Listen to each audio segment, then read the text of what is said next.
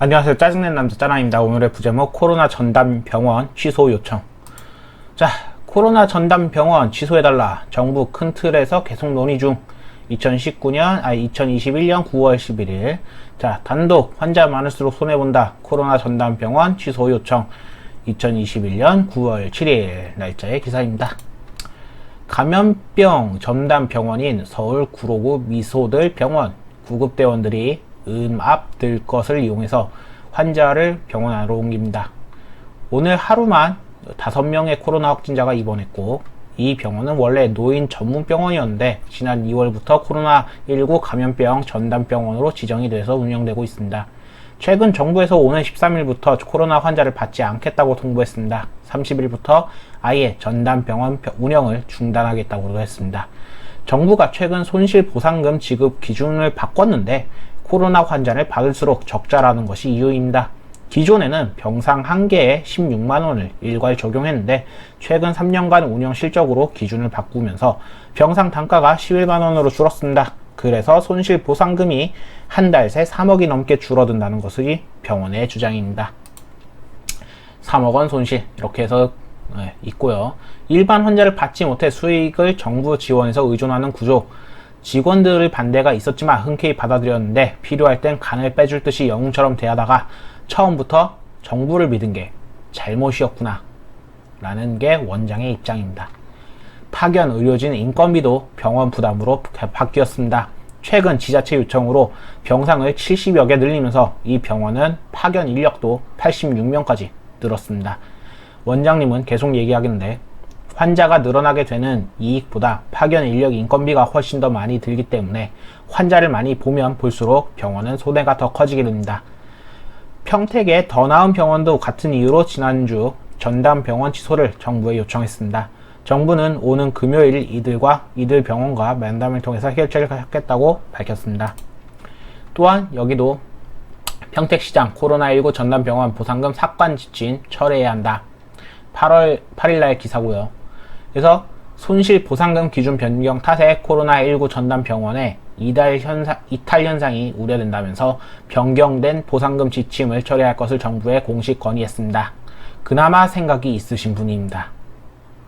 이렇게 일을 하시면 차라리 낫죠. 평택시는 오늘 중앙사고수습본부에 공문을 보내서 신규 지침을 적용하면 코로나19 전담병원의 손실보상금 규모가 크게 줄면서 전담병원의 이탈로 인한 병상 수 부족이 우려된다면서 병상 단가를 병원 등급을 기준으로 정한 기존 지침을 유지하고 파견 의료진 인건비 지원도 지속하는 방안을 검토해달라고 의견을 얘기했다고 합니다. 해서 이렇게 보험 청구권을 빼면서 이렇게 하면서 하는 건데, 결국에 수도권을 중심으로 한 4차 대유행으로 하루 확진자가 2,000명대 안팎을 기록하는 상황에서 병상 수 확보가 어느 때보다 중요하다면서 코로나19 환자 치료에 병원을 내어준 병원들에게는 정당한 보상이 따라줘야 병상 수가 유지될 수 있는 만큼 변경된 지침을 철회하고 기존 지침대로 보상금을 지급해야 한다라고 말했습니다. 이분은 굉장히 옳게 얘기했다고 저는 생각을 합니다. 도대체 어떤 정부가 영웅 취급하다가 한 번에 쭉 빼갑니까? 사기꾼들이죠. 강도죠. 국가에다 기여하는 건 웬만큼은 필요하다고 봅니다만 그만큼 보상은 충주해야 되고, 거기서 3년 동안 운영해보니 별로 안 좋다 혹은 마이너스가 난다 이러면서 지원금을 삭감하는 게 말이 되겠습니까? 국가가 국민을 위해서 해야 되는 건데 거기다가 사설의 병원을 기꺼이 내어주면서 일부분의 감소를 감안하더라도 국민들을 위해서 나서준 이런 병원들이 결국에 국가의 영웅 취급을 제대로도 못 받고 거기다 예산까지 삭감해서 희생만 강요하다는 판이니까 이것이 1, 2년 가는 것도 아니고 지금 3년이 되게 이러고 있으니까 병원도 답답하고 국가도 멍청할 뿐입니다. 아니면 원래부터 등쳐먹으려고 했던가요? 대체 돈은 어디서 나옵니까? 우리 세금입니다. 그러면은 적어도 다른 데서 어제 얘기했던 것처럼 대통령의 연금을 줄여서라도 국회의원들의 월급을 줄여서라도 문준용의 지원금을 없애더라도 이런 데 지원하는 게 더 옳지 않겠습니까? 우리가 흔히 연말에 도로들을 많이 부수는 것을 보실 겁니다.